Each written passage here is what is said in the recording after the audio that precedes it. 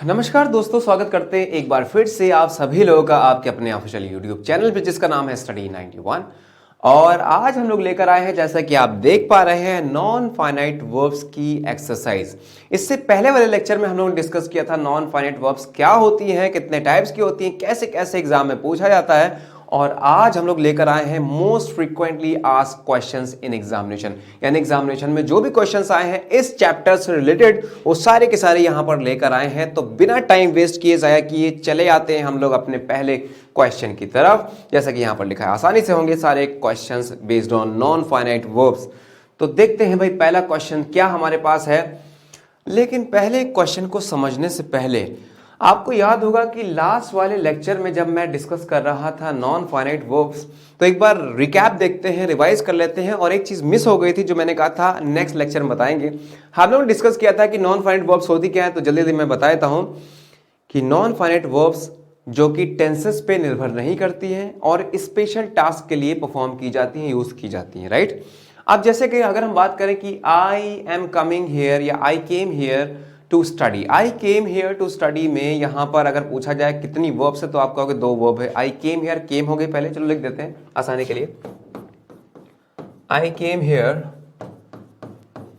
To study. तो आप यहां पर देख सकते हैं कि जो मेन वर्ब है वो क्या है, केम है। यहां पर टेंस के अकॉर्डिंग चेंज हो जाएगी, कम का केम हो गया, राइट। अगर प्रेजेंट की बात करते तो कम हो जाता, राइट।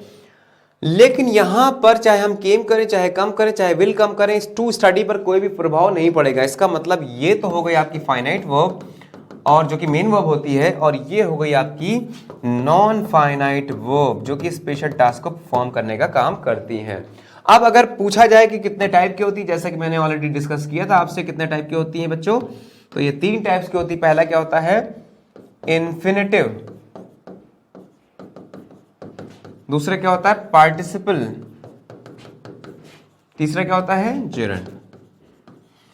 ये 3 टाइप की हमारे पास नॉन फाइनाइट वर्ब्स होती हैं। अगर इसके बारे में हम थोड़ा थोड़ा फिर से विचार करें, थोड़ा सा बाद में डिस्कशन करें इसके बारे में, तो पता ही चलता है कि इन्फिनेटिव का मतलब होता है टू के बाद जब हम लोग वर्ब की फर्स्ट फॉर्म लगाते हैं 2 + V1, तो यही क्या कहलाता है, ये कहलाता है इन्फिनेटिव। अगर हम पार्टिसिपल की बात करें बच्चों, तो पार्टिसिपल क्या होता है, एक टाइप का एडजेक्टिव होता है जो कि वर्ब से बनता है, यानी कि वर्ब एडजेक्टिव का काम करता है, तो क्या कहलाता है, पार्टिसिपल कहलाता है। कितने टाइप के पार्टिसिपल होते हैं, प्रेजेंट होता है, पास्ट होता है और परफेक्ट होता है, फ्यूचर नहीं, प्रेजेंट पार्टिसिपल, पास्ट पार्टिसिपल और परफेक्ट पार्टिसिपल। प्रेजेंट पार्टिसिपल में जिसमें आईएनजी फॉर्म का यूज करते हैं, पास्ट पार्टिसिपल जिसमें हम लोग थर्ड फॉर्म का यूज करते हैं, और परफेक्ट पार्टिसिपल बताएंगे अभी, जो कि मैंने छोड़ दिया था वहां पर लास्ट लेक्चर में। आज मैं आपको समझाऊंगा कि परफेक्ट पार्टिसिपल कब यूज करना होता है, क्या इसका स्ट्रक्चर होता है। और अगर हम लोग जेरंड की बात करें, जब वर्ब से नाउन बनाते हैं, यानी कि वर्ब कैसे काम करता है, नाउन की तरीके से,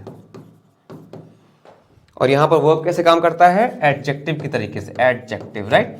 तो ये कॉन्सेप्ट आपके समझ में आ चुके होंगे। अगर आपको अभी भी नहीं समझ में आया तो लास्ट लेक्चर जरूर देखिएगा, उसको मिस मत करिएगा।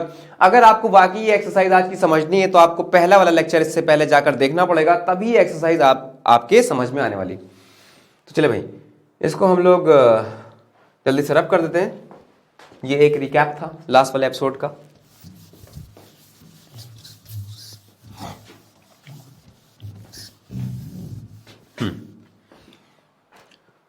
तो हम लोग ये समझ लेते हैं, देखिए सेंटेंसेस हम लोग बाद में करेंगे, ये जो क्वेश्चंस यहाँ पे लिखे हुए हैं। इससे पहले हम लोग समझे कि परफेक्ट पार्टिसिपल क्या होता है, वो जल्दी समझा रहे हैं, उसके बाद क्वेश्चंस पे आते हैं। परफेक्ट पार्टिसिपल,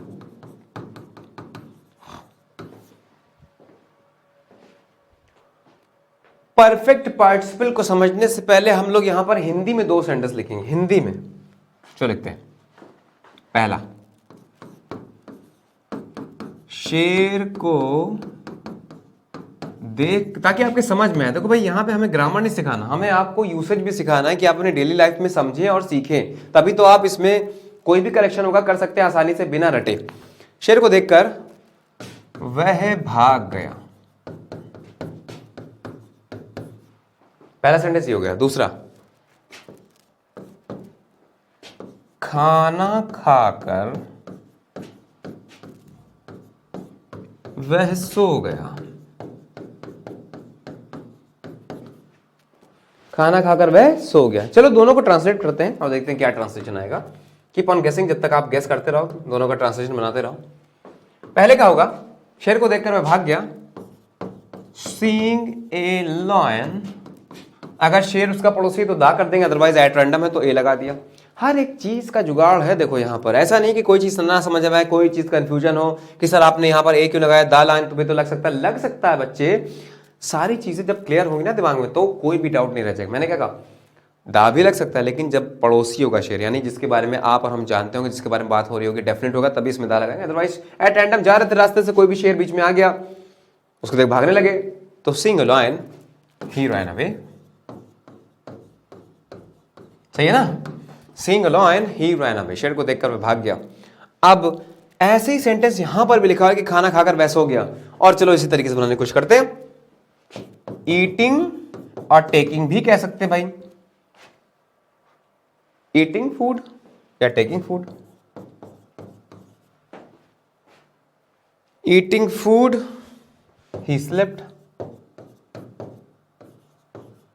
या टेकिंग फूड ही स्लेप्ट। लेकिन आपको ये जानकर हैरानी होगी बच्चों कि ये ट्रांसलेशन तो सही था, ये ट्रांसलेशन तो सही था, लेकिन ये ट्रांसलेशन गलत हो गया। बता सकते हो रीजन क्या है? दोनों एक जैसे साउंड कर रहे हैं, एक जैसे दिख रहे हैं, हर एक चीज सिमिलर लग रही, तब भी डिफरेंस है। चलो डिफरेंस को समझते हैं, जो कि आमतौर पे नहीं दिखाई पड़ रहा, लेकिन हम लोग देखने की कोशिश करेंगे। शेर को देखकर वह भाग गया, दो इवेंट कनेक्टेड है। मुझे बताओ कि दोनों इवेंट के बीच में गैप कितना है? क्या कोई गैप है, टाइम डिले है या नहीं है? यानी कि पहली वाली इवेंट देखने वाली खत्म नहीं हो पाई थी कि दूसरी चालू हो गई। जब ऐसा केस आता है कि पहली वाली ना खत्म हो पाए दूसरी चालू हो जाए, तो हमेशा इसको प्रेजेंट पार्टिसिपल से बनाते हैं, इसका मतलब आईएनजी फॉर्म लगाकर। Seeing a lion he ran away, इसलिए मैंने क्या कहा, seeing a lion he ran away. ऐसा तो नहीं सोचा होगा पहले वो शेर आ रहा था, उसको देखा उसने कि हाँ शेर मेरी तरफ आ रहा है, थोड़ा इंतजार किया, सोचा कि रुको जरा शेर थोड़ा नजदीक आ जाए, है ना, उससे बातें शातें कर लें, उसका हाल चाल ले लें, उसके साथ बैठ के फोटो खिंचवा लें, उसके बाद भागेंगे। नहीं, ऐसा तो नहीं करोगे, देखते ही भागने लगे। Seeing a lion he ran away, बीच में कोई भी टाइम डिले नहीं है हमारे पास। लेकिन यहाँ पर देखिए, खाना खाकर वैस हो गया, ऐसा तो नहीं हुआ होगा ना कि खाना खा रहे तो भैया खाने खाते खाते लुढ़क गए, पता ही नहीं चला कि खाना कब गया पेट में और कब नींद आ गई। ऐसा तो आमतौर पे नहीं होता ना, रेयर कंडीशन है कि ऐसा हो। तो बीच में टाइम गैप है, डिले है कुछ ना कुछ। जब टाइम गैप होता है तो पहला तरीका क्या है बच्चों कि इसमें आफ्टर लगा दो। After eating food he slept तो भी सही हो जाएगा। और अगर आफ्टर नहीं लगाना है आपको तो किसका यूज करो, परफेक्ट पार्टिसिपल का यूज करो, जो ये कहता है कि हैविंग के साथ लगा दो V3 वर्ब की थर्ड फॉर्म। तो अगर दूसरे वाले सेंटेंस को ट्रांसलेट करना है यूजिंग परफेक्ट पार्टिसिपल, क्योंकि बीच में टाइम गैप है, जब भी टाइम गैप होता है तो हम लोग परफेक्ट पार्टिसिपल का यूज करते हैं। तो क्या करेंगे भाई इसमें, चलो या तो आफ्टर लगा दो, या दूसरा तरीका क्या है, इसको बनाएंगे हम लोग परफेक्ट पार्टिसिपल से, तो हो जाएगा। चले भाई यहां देखें, सेंटेंस क्या बनेगा, हैविंग ईटिंग फूड लगाया था, हैविंग के साथ वर्ब की थर्ड फॉर्म, हैविंग टेकन या हैविंग ईटन। हैविंग टेकन भी आ सकता है, having eaten food, right, having eaten food या हैविंग टेकन फूड, वह सो गया, ही स्लेप्ट। अब ये सही हो गया, स्लेप्ट, ही स्लेप्ट, राइट, अब ये सही हो गया। हैविंग ईटिंग फूड नहीं होगा, गलत हो जाएगा, हैविंग के साथ वर्ब की थर्ड फॉर्म लगानी, having taken food, having eaten food, he slept, अब सही हो गया यूजिंग परफेक्ट पार्टिसिपल। तो परफेक्ट पार्टिसिपल कुछ नहीं होता है, एक स्ट्रक्चर टाइप होता है जिसमें हम लोग हैविंग लगाते हैं, हैविंग के बाद वर्ब की थर्ड फॉर्म का यूज करते हैं। और एक कब यूज होता है, जब दो कनेक्टेड हमारे पास इवेंट्स होती हैं और बीच में कुछ ना कुछ गैप होता है, यानी इसके बाद कोई काम अगर हो रहा है तो हम लोग हैविंग का यूज करते हैं, राइट। तो उम्मीद है ये कॉन्सेप्ट आपके समझ में आया होगा। अगर इतना समझ में आएगा तो एक और कॉन्सेप्ट जो बहुत इंपॉर्टेंट है, देखते हैं वो क्या है, जल्दी से उसकी बात करेंगे। लिखा हुआ है,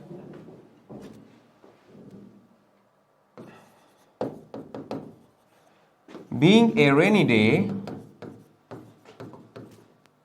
आई did not go, being a rainy day I did not गो। दूसरा लिखा है, being a doctor I care for people. बता सकते हो इनमें से कौन सा गलत कौन सा सही, और अगर जो गलत है उसमें करेक्शन रिक्वायर्ड क्या होगा? जल्दी सोचे बताएं।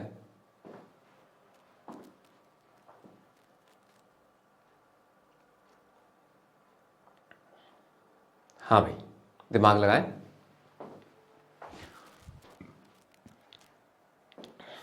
अगर आप रूल से समझोगे तो आपको कोई भी करेक्शन यहां पर कोई भी एरर दिखाई नहीं पड़ेगा, लेकिन अगर आप समझ के पढ़ोगे तो आपको सारी चीजें दिखाई नजर आएंगी, यानी कि आपकी तीसरी आंख खुल जाएगी।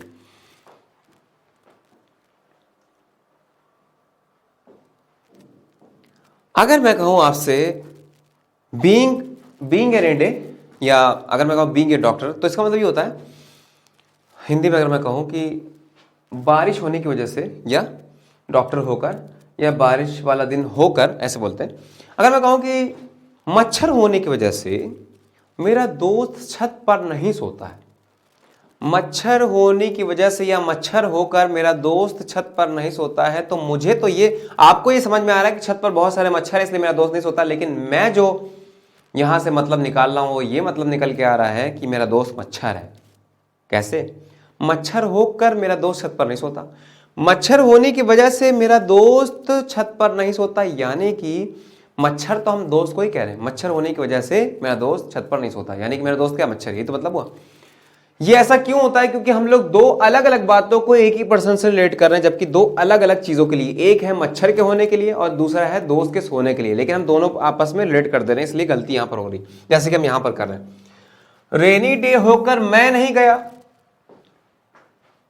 इसका मतलब मैं ही रेनी डे हूं। जब यहां पर एक सब्जेक्ट हमें लगा दिया ना, मैं के बारे में बात हो रही, तो यहां पर भी आई होना चाहिए जब हमने नहीं लगाया तो I being rainy day I did not गो। ये कैसे पॉसिबल है कि मैं रेनी डे हो जाऊं? नहीं ना।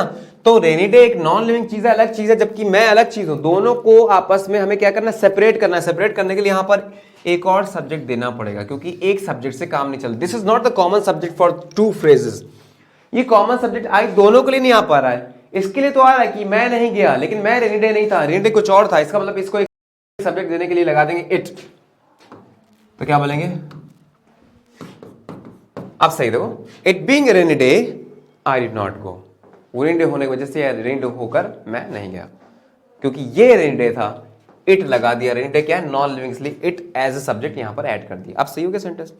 दूसरे सेंटेंस पे आते हैं जो कि बिल्कुल सही सेंटेंस है, इसमें इट लगाने की जरूरत नहीं। रीजन क्या है कि डॉक्टर होकर मैं केयर करता हूं लोगों की, मैं ही केयर करता हूं, मैं ही डॉक्टर हूं। इसका मतलब यहां पर आई एज इट इज है लगाने की जरूरत नहीं है, क्योंकि कॉमन हो गया ना दोनों बातों के लिए, इसलिए आई यहां पर दो बार लगाने की जरूरत नहीं कि I being a doctor I care for people, ये वाला हटा देते हैं आई। तो being a doctor I care for people, ये बिल्कुल सही सेंटेंस है, इसमें आपको इट लगाने की जरूरत नहीं। इसके अपार बहुत सारे नियम, कायदे, कानून, रूल्स होंगे जो आप रटते भी होंगे या समझ में नहीं आता हो कि कैसे हुआ, आज समझ में आ गया होगा। चलो भाई, चले आते हैं हम लोग अपने क्वेश्चंस की तरफ।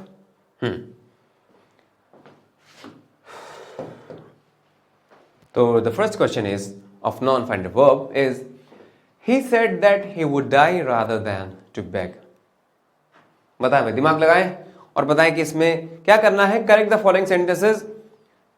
ये जो सेंटेंसेस मैंने यहां पर लिखे हैं उनमें जो भी गलती है, और जाहिर सी बात है गलती कौन सी होगी, एक वर्ब की होगी जो कि नॉन फाइनाइट वर्ब पर आधारित होगा in most of the cases, in most of the sentences, not everybody, not everyone we are talking about here.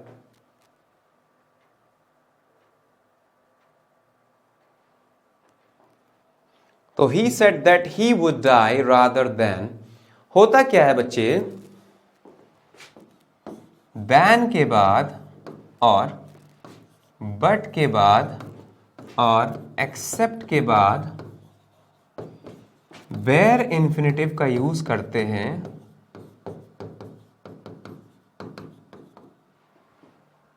इनके बाद वेयर इंफिनिटिव का यूज करते हैं, इसका मतलब इसके बाद टू नहीं आना चाहिए। He said that he would die rather than beg, और यहां पे देख सकते हैं कि हम वुड का यूज करते हैं। दूसरे तरीके से भी समझ सकते हो कि यहां पर हमने वुड का यूज किया है, फर्स्ट फॉर्म का यूज किया है विदाउट यूजिंग एनी टू, तो देन के बाद टू लगाने की कोई आवश्यकता नहीं है। इंग्लिश में आप देखेंगे एक चीज होता है पैरेललिज्म का नियम, यानी कि अगर यहां पर कोई डिग्री यूज हुई है तो एंड के बाद भी उधर होना चाहिए। और अगर आप देखें दो कनेक्टेड हमारे पास फ्रेजेस हैं, वर्ब्स हैं, तो एक तरफ जो वर्ब होती है अगर दोनों में प्रीपोजिशन सेम जाती है तो हम लोग बीच में कोई प्रीपोजिशन ऐड नहीं करते, लेकिन अगर अलग अलग प्रीपोजिशन हो जाती है तो हम लोग उसमें अलग अलग प्रीपोजिशन का यूज करते हैं। लेकिन अगर सेम प्रीपोजिशन है तो सेम ही लगा रहते हैं, दोबारा उसमें वही प्रीपोजिशन ऐड करने की जरूरत नहीं पड़ती इन द सेम मैनर। क्योंकि मैंने यहाँ पर ही वुड डाई है, यहाँ का स्ट्रक्चर देखें तो यहाँ पर टू अचानक से नहीं आएगा, तो टू हटा देंगे तो क्या हो जाएगा, he said that he would die rather than beg. और दूसरा तरीका क्या है, आप इसको याद भी कर सकते हो, देन बट एक्सेप्ट के बाद बेयर इन्फिनिटिव। बेयर इन्फिनिटिव का मतलब ये होता है, मैंने आपको इससे पहले वाले लेक्चर में बताया भी था, अगर आपसे मिस हो गया तो जरूर जाके देखना कि बेयर इन्फिनिटिव ऐसा इन्फिनिटिव होता है जिसमें टू का यूज नहीं किया जाता। और कुछ ऐसे टर्म्स होते हैं जैसे सी हो गया, हियर हो गया, लेट हो गया, गेट हो गया, मेक हो गया, हेल्प हो गया, और ये सभी वर्ड्स मॉडल सेमी मॉडल्स इनके साथ कभी भी, या वुड रादर, हैड बेटर, इन सब के साथ कभी भी टू का यूज नहीं करते हैं। इसका मतलब टू हटा दिया जाएगा। He said that he would die rather than beg. Now the next sentence is Rudra is the last student entering the classroom. बताएं। तो यहां पर इसने पार्टिसिपल का यूज किया है जो कि गलत है। हमें यहां पर इन्फिनिटिव का यूज करना है। Rudra is the last student to enter. क्या कर देंगे, Rudra is the last student to enter the class room, है ना, एंटरिंग नहीं। Next is she saw her friend to leave the house. मैंने आपको पहले भी बताया था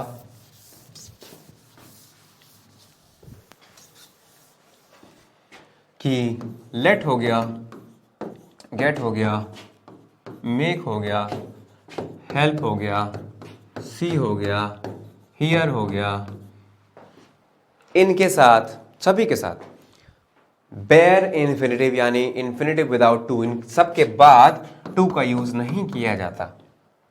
late, get, make, help, see, hear. तो she saw her friend leave the house, to हटा देंगे, right.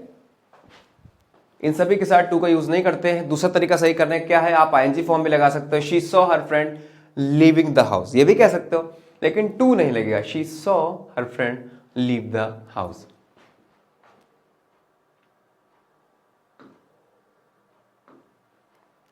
Fourth one is they did not liked my idea of going there. They did not liked, हाँ यहाँ पे simple mistake है, वो ये है कि whenever you are using did, जब भी आपने did का यूज किया, do का यूज किया, does का यूज किया, make sure you are using first form of the main verb, not the second or third form. तो did और do और does के साथ हमेशा verb की first form आती है, second third form का यूज नहीं करते। liked गलत है, like हो जाएगा। They did not like my idea of going there. बढ़ चलते हैं अपने नेक्स्ट सेंटेंस की ओर, जो कि है They came here to finding jobs. They came, जल्दी से बताएं, They came here to finding jobs. मैंने आपको बताया था कि इन्फिनिटिव का मतलब क्या होता है। इन्फिनिटिव आता है पर्पस को शो करने के लिए। बच्चे इन्फिनिटिव का यूज क्यों करते हैं, पर्पस को शो करने के लिए।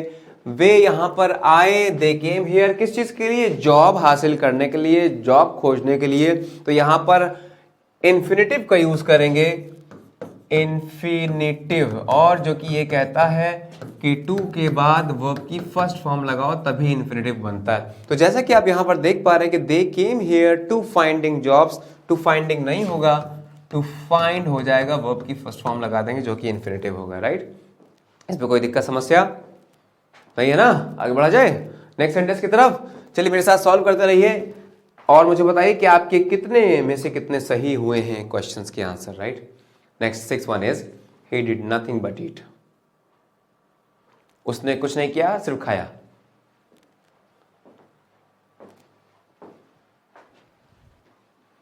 ही डिड नथिंग बट ईट।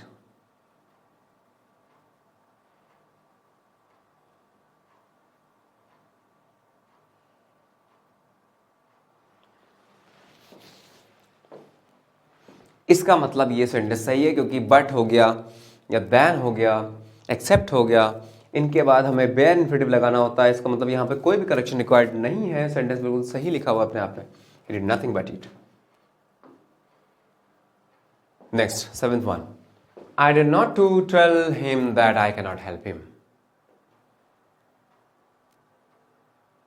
मैं उससे ये बताने की हिम्मत नहीं करता हूं कि मैं उसकी मदद नहीं कर सकता, यही कहना चाहता है। और इसको समझने से पहले हम लोग फिर से एक बार एक कॉन्सेप्ट को रिवाइज करेंगे जो कि था सेमी मॉडल्स का। सेमी मॉडल्स बच्चों दो होती हैं, पहली होती है नीड और दूसरा होता है डेयर। जैसे कि हम लोग कैन नॉट, शुड नॉट का यूज करते हैं, वैसे ही हम लोग डेयर नॉट और नीड नॉट का यूज कर सकते हैं। जैसे कि सेंटेंस लिखा हुआ है कि उसे पढ़ने की आवश्यकता नहीं है, पहले इसको रब कर देते हैं फिर आगे बताते हैं। ये समझ लिया आपने इतना कॉन्सेप्ट, आगे बताते हैं। सेमी मॉडल्स इनको इसलिए बोला जाता है क्योंकि दो तरीके सेंटेंस में यूज किया जा सकते हैं, पहला है मेन वर्ब की तरह, दूसरा है मॉडल वर्ब की तरह। देखिए, उसे पढ़ने की आवश्यकता नहीं है, इसको कैसे ट्रांसलेट करेंगे? दो तरीके हमारे पास। पहला, he does not need to study, he does not need to study. दूसरा, ही नीड नॉट, जैसे नीड नॉट लगाया मॉडल की तरह से, मॉडल के बाद टू नहीं आता, he need not to study, नहीं स्टडी। ये भी सही, ये भी सही, दोनों सेंटेंस सही है, अलग अलग लिखने के तरीके। He does not need to study और दूसरा क्या है, ही नीड नॉट स्टडी। तो आपको मैं बताना ही चाहता हूं कि नीड और डेयर को सेमी मॉडल्स इसलिए बोला गया है कि दो तरीके सेंटेंस में यूज कर सकते हैं। इसको मॉडल वर्ब की तरीके से भी यूज हो सकता है और मेन वर्ब की तरीके से भी यूज हो सकता है। पहचानना आपका, कैसे पहचानोगे कौन से वाले सेंटेंस में ये मेन वर्ब है और कौन से वाले सेंटेंस में ये मॉडल वर्ब है? बहुत ही आसान है। मेन वर्ब को जरूरत पड़ती है हेल्पिंग वर्ब की, तो यहां पर हेल्पिंग वर्ब देख सकते हैं, डज लिखा हुआ, डज लिखा है ना हेल्पिंग वर्ब, तो इसका मतलब ये हो गया मेन वर्ब। यहां पर नीड क्या है? Main verb. जबकि यहां पर देखो, जैसे हम लोग नॉट के साथ can not, should not, may not, might not लगाते हैं, वैसे नीड नॉट और उसके बाद टू हटा देते हैं, तो यहां पर आया है मॉडल वर्ब की तरीके से। तो चलो भाई, दो वर्ड होते हैं, पहला होता है नीड और दूसरा होता है डेयर। तो यहां पे इस सेंटेंस में बात हो रही है, I dare not to tell him. Need not, dare not, to नहीं लगेगा। I dare not tell him that I can not help him. Clear है भाई? कोई दिक्कत समस्या नहीं होनी चाहिए। नेक्स्ट, अगर है तब भी पूछ सकते हैं आप। Next sentence is, I told him that come to my house along with his brother. क्या होना चाहिए? जल्दी सोच के बताएं। I am giving you some time, you can solve this questions within half a minute or 15 seconds. I told him that come to my house along with his friend. तो यहां पर I told him to, I asked him to होता है ना। अगर आप किसी चीज को कोई बात कह रहे हो तो यहां that लगाने की जरूरत नहीं, क्योंकि that के बाद सब्जेक्ट आता है ना। सब्जेक्ट यहां पर है नहीं, इसका मतलब क्या करेंगे? I told him to, I told him to come to my house along with his brother। और यहां पर देख सकते हैं कि हमने दैट हटा दिया, क्योंकि दैट तब लगाते हैं जब यहां पे एक और सब्जेक्ट होता है, क्योंकि दैट क्या होता है? कंजंक्शन होता है यहां पर इस केस में। लेकिन यहां पर हमें टू लगाने की आवश्यकता है, क्योंकि हम कोई भी नया वर्ड यहां पर, नया सब्जेक्ट नहीं प्रोवाइड कर रहे हैं। इसलिए I told him to come to my house along with his brother. क्या मतलब हुआ? मैंने उससे बोला आने के लिए मेरे हाउस अपने ब्रदर के साथ। Next is ninth. बताएं भाई, नाइन्थ में क्या गलती है, क्या करेक्शन रिक्वायर्ड है? Having taking my breakfast I left for office. मैंने बताया था कि जहां पर भी हैज, हैव, देखिए बच्चे, कहीं पर भी हैज या हैव या हैड या हैविंग आ जाए तो याद रखना, इसके तुरंत बाद अगर कोई वर्ब लगी हुई है तो वो हमेशा अपने थर्ड फॉर्म में होगी 100%। हैज, हैव, हैड, हैविंग के बाद हमेशा वर्ब की थर्ड फॉर्म यूज करना है। This is the case of perfect participle. ये केस है परफेक्ट पार्टिसिपल का, जिसमें हैविंग का यूज करते हैं और साथ में वर्ब की थर्ड फॉर्म का यूज करते हैं। तो सिंपली यहां पे करेक्शन क्या रिक्वायर्ड होना चाहिए बच्चे? Having taken, not taking. Having taken my breakfast I left for office. Next, चलिए भाई, आपका टाइम शुरू होता है अब से। देखते हैं कितने लोग 10 सेकंड के अंदर आंसर बता सकते हैं। Seeing is to believe. देखना बराबर है बिलीव करने के, देखना ही बिलीव करना है। कई लोग कहेंगे सर जो रूल ऑफ पैरेललिज्म होता है, पैरेलल चीजें होनी चाहिए। अगर हमने यहाँ पे जेरेंट का यूज किया तो उधर भी जेरेंट होना चाहिए, इधर इन्फिनेटिव है तो उधर भी इन्फिनेटिव, अचानक से बीच में चेंज नहीं करते, शफल नहीं करते। तो कोई कहेगा सर ऐसे कर दें, to see is to believe.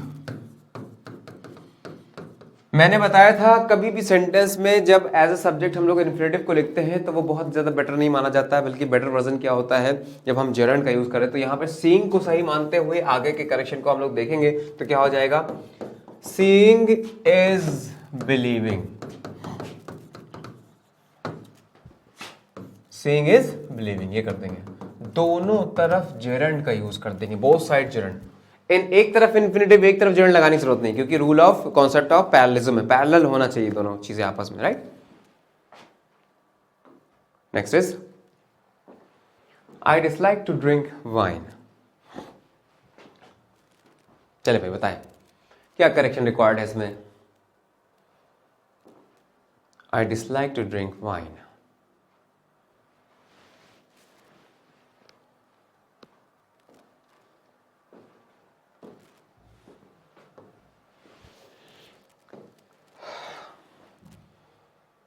आपको पता होना चाहिए love, like, mind, enjoy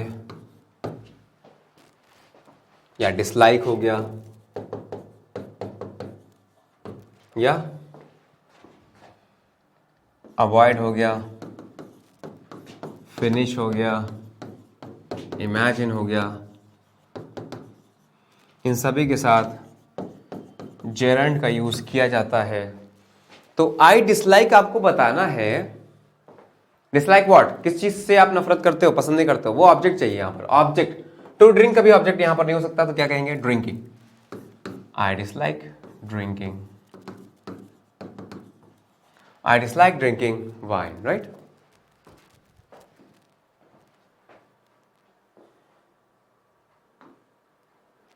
next is 12th.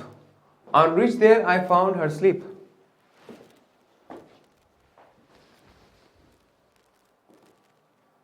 वहां पहुंचकर मैंने उसे सोता हुआ पाया।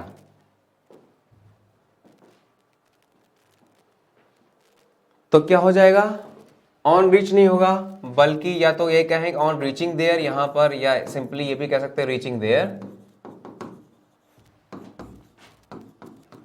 आई फाउंड हर स्लीप। रीच नहीं होगा, रीचिंग होगा, राइट। आप ऐसे भी देख सकते हो कि प्रेपोजिशन के बाद, क्योंकि ऑन लिखा हो ना, प्रेपोजिशन के बाद हमेशा या तो नाउन आएगा, प्रेपोजिशन या तो नाउन आता है या प्रोनाउन आता है। प्रेपोजिशन के बाद, preposition is followed by either a noun और a pronoun. If you find any verb, अगर प्रीपोजिशन के बाद अगर आपको कोई वर्ब दिख जाती है तो वर्ब में आईएनजी लगा दिया करो। रीजन क्या है कि या तो नाउन आता है, प्रोनाउन आता है, वर्ब आ नहीं सकती, तो वर्ब से बना दिया जाएगा नाउन। और वर्ब से नाउन बनाने का तरीका क्या है बच्चे, जेरेंट बना दो उसका, आईएनजी लगा दो, तो सेंटेंस सही हो जाएगा, right. Now the next is she asked me helping the poor. कुछ करने के लिए पर्पस शो कर रहा है, पर्पस जाहिर कर रहा है, इसका मतलब she asked me to help, ये हो जाएगा she asked me to help the poor, right. Helping नहीं। अगला क्वेश्चन आपकी स्क्रीन पर ये रहा, देखते हैं कितने लोग जीत सकते हैं 10,000 रुपए यहां पर, ये बताकर। She is too weak to moving a bit. जी हां, आप लोगों ने जीत लिया 10,000 रुपए का इनाम यहां पर। She is too weak to moving नहीं बेटा, टू के बाद वर्ब की first form in case of infinitive. Infinitive क्या कहता है, टू के बाद वर्ब की फर्स्ट फॉर्म लगाओ। तो she is too weak to के साथ ये टू का कॉम्बिनेशन होता है। कहना क्या चाहता है कि वो जरूरत से ज्यादा वीक है, जरा सा भी हिलने के लिए, राइट। पर्पस के लिए का सेंस आ रहा है, इसलिए to move. She is too weak to move a bit. Next, they don't know what to do now.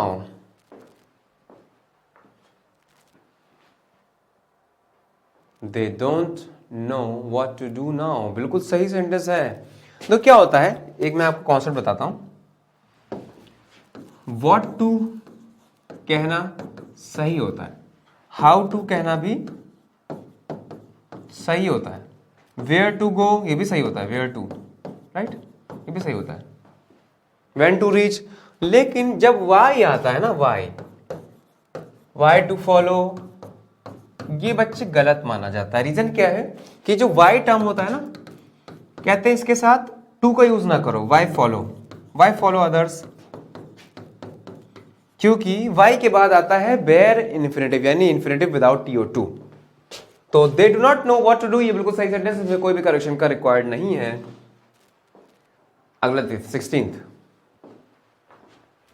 I made him to go again. Make हो गया, लेट हो गया, गेट हो गया, हेल्प हो गया, इनके बाद कभी भी टू का यूज नहीं करते। द रीजन बीइंग, रीजन क्या होता है कि ये सब कॉस्टिव वर्ब है जिनके बाद वेयर इन्फिनेटिव का यूज करते हैं, यानी infinitive without to. I made him go, to हटा देंगे, I made him go. Next sentence 17th is what, you had better to stay here. अब मैं आपको बता दूं हैड बेटर का मतलब क्या होता है। कई लोग ऐसे सोचते हैं कि हैड लग गया तो स्टेड होना चाहिए, नहीं। होता क्या है, शुड के कुछ सिनोनिम्स होते हैं, शुड लगाने के कि बेहतर होता तो कि तुम ये काम करते, राइट। शुड के कुछ सिनोनिम्स होते हैं, वो क्या क्या है, हैड बेटर, और कौन सा हो सकता है, हैड रादर, और क्या है, वुड बेटर, और कौन सा है, would rather. Had better, had rather, would better, would rather, इनके बाद हमेशा हमेशा बेयर इन्फिनेटिव का यूज करते हैं, टू का यूज नहीं करते हैं, क्योंकि ये शुड का सेंस देता है। शुड के बाद कभी भी टू नहीं आता। जैसे हम कहते हैं you should to study, you should to go, गलत है ना, यू शुड गो। तो you had better stay, you had better stay here, कि बेहतर है कि तुम यहां पर रहो। Next is he dares to come hair,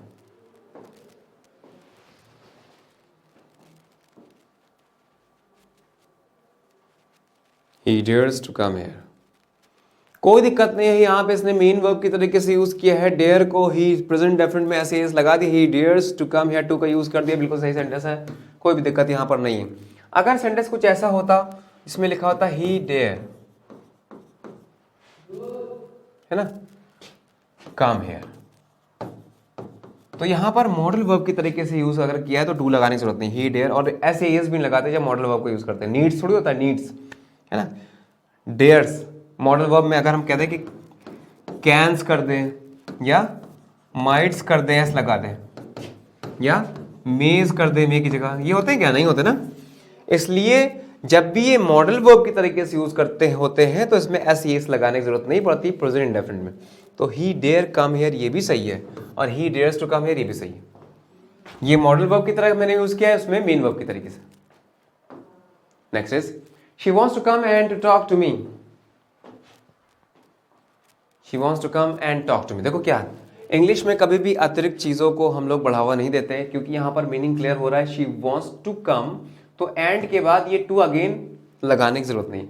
She wants to come and talk to me, ये टॉक के बाद टू क्यों लगाया, क्योंकि यहां पर हमें मी से कनेक्ट करना है, मुझसे बात करने की यहाँ पर सेंटेंस का सेंस आ रहा है, इसलिए यहाँ पर टू लगाया। यहाँ पर लगाने की जरूरत नहीं, क्योंकि यहाँ पे मेन वर्ब से पहले कम और टॉक की बात की गई, एक जगह यूज कर दिया, दूसरी जगह लगाने की जरूरत नहीं।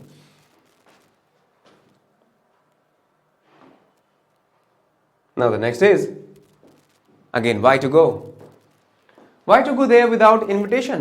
वहां क्यों जाना चाहिए। जब भी हम लोग कोई अपनी राय देते हैं, सजेशन देते हैं, तो उस कंडीशन में हम लोग why to का यूज करते हैं, लेकिन why to गलत माना जाता है। where to तो सही है, what to do सही है, how to do सही है, लेकिन why के साथ to आमतौर पे अवॉइड किया जाता है। तो क्या हो जाएगा, why go there, why go there without invitation, why to go नहीं।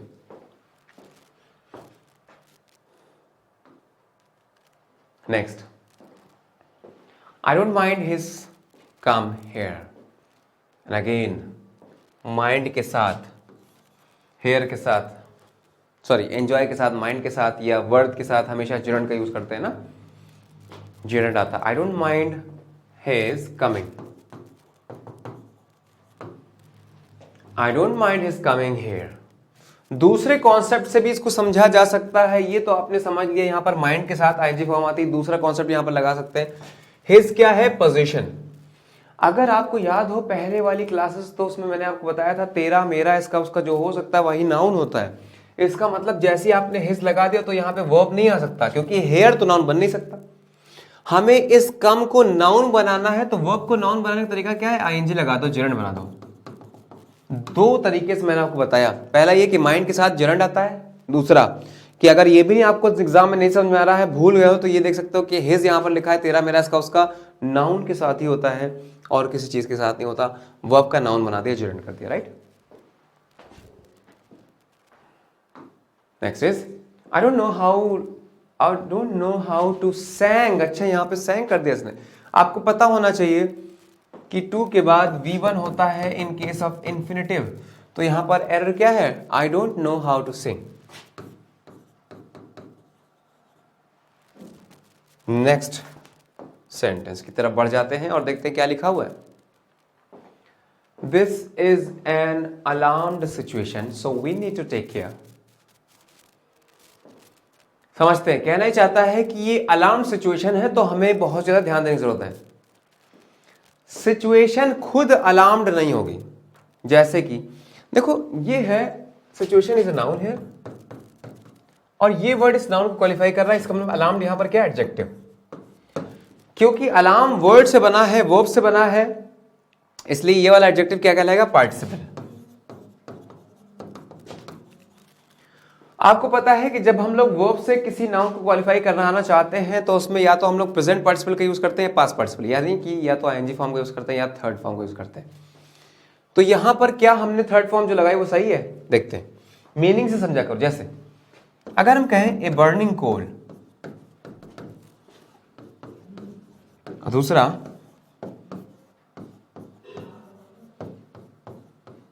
ए बर्न्ट कोल, इस केस में दोनों सही है। देखो बर्निंग मतलब जलता हुआ कोयला, बर्न्ट मतलब जला हुआ जिसमें राख बची हुई, राइट, दोनों सही है। अब अगर हम कह दें कंफ्यूजिंग वर्ड और कंफ्यूज वर्ड, अब क्या सही है, देखिए क्या यहां पर भी दोनों सही होगा, एक कंफ्यूजिंग वर्ड, एक कंफ्यूजिंग शब्द, या एक कंफ्यूज्ड वर्ड जो अपने आप में कंफ्यूज्ड है, ये पॉसिबल नहीं है, राइट। कंफ्यूज वर्ड नहीं हो सकता, कंफ्यूजिंग वर्ड हो सकता है जिसका काम है दूसरों को कंफ्यूज करना। तो ऐसी सिचुएशन जो दूसरों को अलार्म करे बल्कि खुद सावधान ना हो, सिचुएशन कैसे अलार्म्ड हो सकती ना, दूसरों को अलार्म करे, उसके लिए सही पार्टिसिपल होगा प्रेजेंट पार्टिसिपल। तो यहां पर क्या कर देंगे, alarming. This is an alarming situation so we need to take care. समझ में आया होगा, उम्मीद है। Next, they were taking to hospital, they were taking to hospital, वे ले रहे थे टू हॉस्पिटल, या ले जाए जा रहे थे हॉस्पिटल की तरफ ना। तो अब यहां पर इसको पैसिव में बनने की जरूरत है, पैसिव में वर्ब की थर्ड फॉर्म आती है। और ऐसे भी देख सकते हैं कि यहां पर हमें पास्ट पार्टिसिपल की रिक्वायरमेंट है, प्रेजेंट की नहीं। तो दे वर टेकन, ले जाए गए, they were taken, right, they were taken to hospital. Next is you must avoid to drink, you must avoid to drink, क्या होना चाहिए, मैंने अभी बताया कि माइंड हो गया, फिनिश हो गया, इमेजिन हो गया, वर्द हो गया, एंजॉय हो गया, इनके साथ हमेशा जिरंट का यूज करते हैं, आईएनजी फॉर्म का यूज करते हैं। यू मस्ट अवॉइड, अवॉइड के बाद, अच्छा रटने की कोई बात नहीं, आपको ये देखना पड़ेगा कि अवॉइड करने के बाद आपको एक ऑब्जेक्ट की जरूरत है।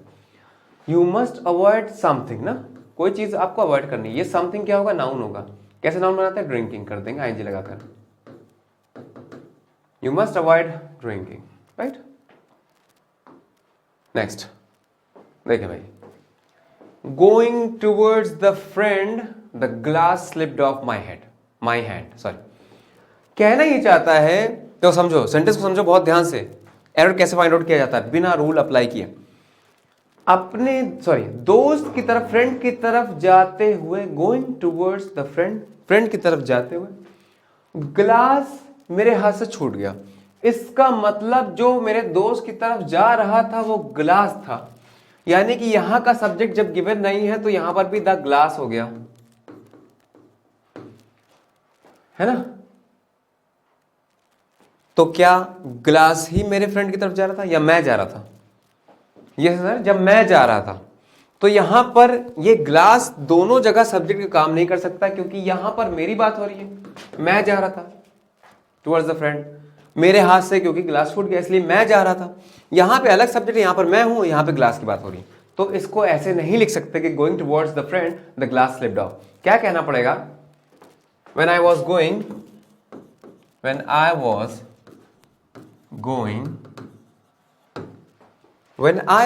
towards the friend, the glass slipped off my hand। अब सही हो जाएगा।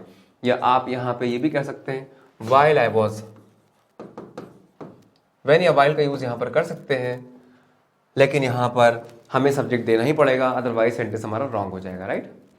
जैसे कि हमने वो सेंटेंस बताया ना, being a doctor I care for people, तो उसमें इट नहीं लगाया था, लेकिन being a rainy day I did not गो, यहां पर it being a rainy day I did not गो, क्योंकि दो बातें एक ही सब्जेक्ट के बारे में नहीं हो सकती, क्योंकि यहां पर अपनी बात कर रहा है, यहां पे ग्लास की बात कर रहा है ना। दो चीजें एक सब्जेक्ट के साथ मैच नहीं हो सकती।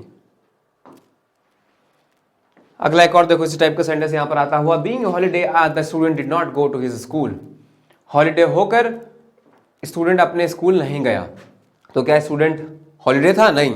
यहां पर तो स्टूडेंट सही है, क्योंकि यहां पर अगर नहीं लगाओगे कोई ना कोई सब्जेक्ट तो यहां पर ऐसा माना जाएगा कि स्टूडेंट ही हॉलीडे था, जबकि ऐसा नहीं हो सकता। हॉलीडे अलग चीज है, स्टूडेंट अलग चीज है, दोनों बातें एक के लिए नहीं है। इसका मतलब यहां पर एक सब्जेक्ट देना पड़ेगा, और हॉलीडे क्योंकि नॉन लिविंग है इसलिए लगा तो it being holiday the student did not go to his school. अब सही हो क्या सेंटेंस? नेक्स्ट क्या है? I have always and will always be faithful to you। बताएं सेंटेंस में क्या करेक्शन रिक्वायर्ड है, बता सकते हैं? I have always, अच्छा देखिए यहां पर and will always be, will के बाद तो be सही है, will के बाद वर्ब की फर्स्ट फॉर्म आती है, लेकिन यहां पर शुरुआत में लगा रखा है हैव, आई हैव ऑलवेज, और बी क्योंकि उसके साथ जा नहीं सकता इसलिए यहां पर आपको अलग से वर्ब लगाने की जरूरत है। क्या करेंगे? आई हैव ऑलवेज बीन, क्योंकि बी की थर्ड फॉर्म क्या होती है? Been. I have always been and will always be faithful to you, right. तो यहां पर बीन लगाने की जरूरत थी, बीन बजाने की जरूरत थी, यहां पर बीन बजाती हुई नागिन। जी हाँ, अगले क्वेश्चन की तरफ आते हैं। 29th, he caught the boy steal the parcel। उसने लड़के को पकड़ लिया क्या करते हुए? चोरी करते हुए, चुराते हुए। क्या? पार्सल चुराते हुए का सेंस कौन देगा? he caught the boy। यहां पर सॉ या हेयर नहीं है जिसमें हम लोग बे इन्फिनिटिव का यूज करें, तो सीधे सीधे यहां पर स्टील गलत होगा, स्टीलिंग हो जाएगा।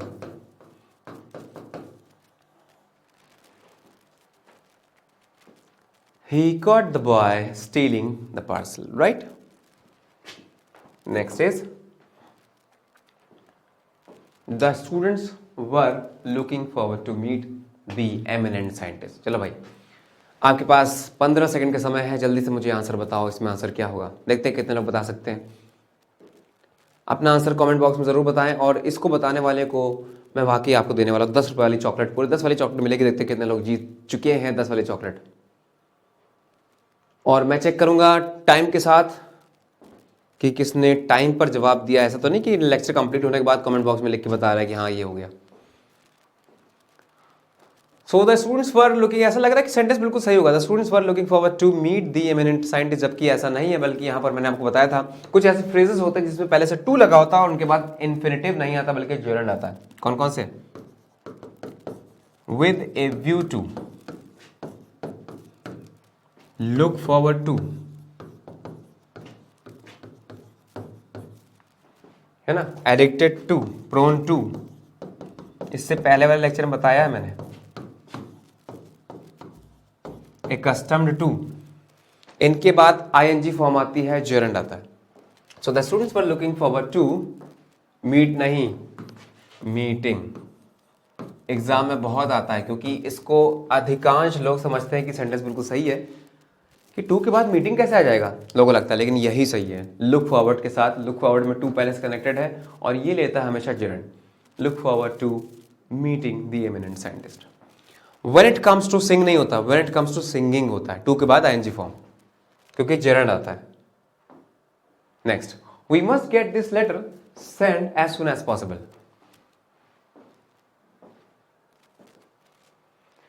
जब भी हम लोग कहते हैव दिस, है ना, या गेट दिस, किसी चीज को जब दूसरे से कराया जाता है ना, मैंने अपने बाल कटवाए, मैंने अपना असाइनमेंट कंप्लीट करवाया, है ना, तो हमेशा हैव या गेट का यूज करते हैं और उनके बाद वर्ब की थर्ड फॉर्म आती है। जैसे I got my letter written, not right, तो we must get this letter sent, sent, और इवन सेंडेड भी कह सकते हैं। सेंडेड ओल्ड ग्रामर का थर्ड फॉर्म है, जबकि सेंट ये मॉडर्न ग्रामर का थर्ड फॉर्म है। तो we must get this letter sent as soon as possible. Last but not the least, last question हमारे पास बचा हुआ है, अभी थैंक यू नहीं करना। लिखा है being a good teacher he always cares for his students. एक अच्छा टीचर होकर या होने की वजह से वह हमेशा अपने स्टूडेंट्स की केयर करता है, यानी कि उसके बारे में बात हो रही है जो कि केयर करता है और वही टीचर है, दोनों बातें ही के लिए है ना, तो यहां पर ही लगाने की जरूरत नहीं, सेंटेंस अपने आप बिल्कुल सही है, बिल्कुल सही सेंटेंस लिखा है कि being a good teacher he always cares for his students. तो बच्चों उम्मीद है कि यहां तक आपको समझ में आया होगा। मोस्ट इंपॉर्टेंट क्वेश्चंस लेकर आए थे based on non finite verb, जो कि बहुत मुश्किल होती है बच्चों के लिए, लोग इससे दूर भागते हैं, लेकिन 2 चैप्टर जरूर देखना, इससे पहले वाला नॉन फाइनाइट और इसकी एक्सरसाइज, सारे के सारे कॉन्सेप्ट बिल्कुल क्लियर हो जाएंगे, उसमें कोई भी दिक्कत आपको नहीं आने वाली। इसी के साथ अपनी बॉडी को विराम देते चलते, take care, bye bye, tata, और हमेशा की तरह जय हिंद।